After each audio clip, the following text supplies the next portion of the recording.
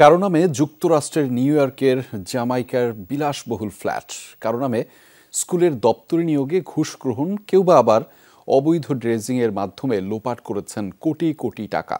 দুদকের গোয়েন্দা অনুসন্ধানে এমনই তথ্য বেরিয়ে এসেছে সাবেক সংসদ সদস্য নাইমুর রহমান দুর্জয়, এনামুল হক ও সাবেক মন্ত্রী মোহাম্মদ নাসিমের ছোট ছেলে তমাল মনসুরের বিরুদ্ধে।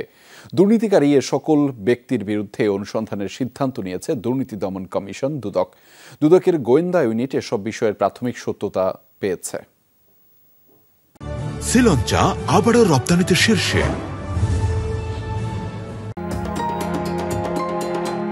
নাইমুর রহমান দুর্জয়ের বিরুদ্ধে ক্ষমতার অপব্যবহার করে আরিচা নৌ টার্মিনালের নিকটবর্তী বিআইডব্লিউটি এর জমি দখলের অভিযোগ রয়েছে।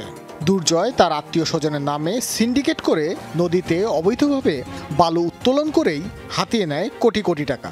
মানিকগঞ্জের ঘিওরে 12 বিঘা জমি, শহরে একতলা বাড়ি ছাড়াও বিভিন্ন ব্যাংক ও ব্যবসায় বিনিয়োগ রয়েছে। প্রাথমিকভাবে 3 কোটি 16 লক্ষ টাকার সম্পদের পাশাপাশি বিপুল পরিমাণ অবৈধ সম্পদের তথ্য উঠে এসেছে গোয়েন্দা অনুসন্ধানে। ক্রিকেটার জনাব AM নাইমুর রহমান দুর্জয়, তার বিরুদ্ধে দুর্নীতি ও বেআইনি কার্যকলাপের মাধ্যমে আরিচা নৌ টার্মিনালের নিকটবর্তী বিআইডব্লিউটি এর জমি সহ বিভিন্ন জায়গায় জমি এবং নামে বেনামে বিপুল পরিমাণ সম্পদ অর্জন করেছেন মর্মেও আমাদের কাছে একটি অভিযোগ পাওয়া গেছে। তবে অবৈধ সম্পদের এই হিসেবে এগিয়ে আছেন রাজশাহী 4-এর সাবেক সংসদ সদস্য এনামুল হক।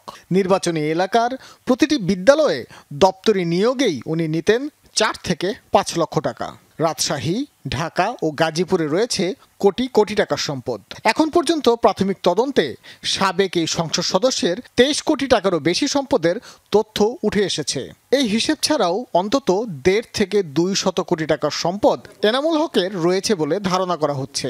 এই অভিযোগটির প্রাথমিক সত্যতা নিরূপণের জন্য আমাদের দুর্নীতি দমন কমিশনের গোয়েন্দা ইউনিট রয়েছে, সেখানে এটাই তথ্যানুসন্ধান করা হয়।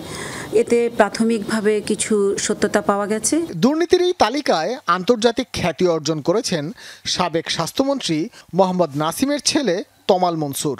তার বিরুদ্ধে দুর্নীতি ও অনৈতিক কার্যক্রম সহ গাজীপুরের শহীদ তাজউদ্দিন মেডিকেল কলেজ ও হাসপাতালে 175 কোটি টাকার সরকারি ক্রয়ে নিম্নমানের মালামাল সরবরাহ করে অর্থ আত্মসাতের অভিযোগ রয়েছে। এছাড়া যুক্তরাষ্ট্রের নিউ ইয়র্কের জামাইকায় real estate business Aftab Skyview condominium টাওয়ারে 12টি অ্যাপার্টমেন্ট ও 4টি পার্কিং স্পেস থাকারও অভিযোগ রয়েছে।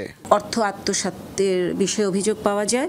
এছাড়া দেশে বিদেশেও বিপুল পরিমাণ অর্থ পাচার করা হয়েছে ব্যাপারেও তার বিরুদ্ধে অভিযোগ পাওয়া গেছে। গোয়েন্দা ইউনিটের তথ্যে প্রাথমিক সত্যতা পাওয়ার পর এ সকল ব্যক্তিদের বিরুদ্ধে প্রকাশ্যে অনুসন্ধানের সিদ্ধান্ত জানানো হয়েছে দুদকের পক্ষ থেকে। ভাস্কর ভাদুরী, যমুনা নিউজ, ঢাকা।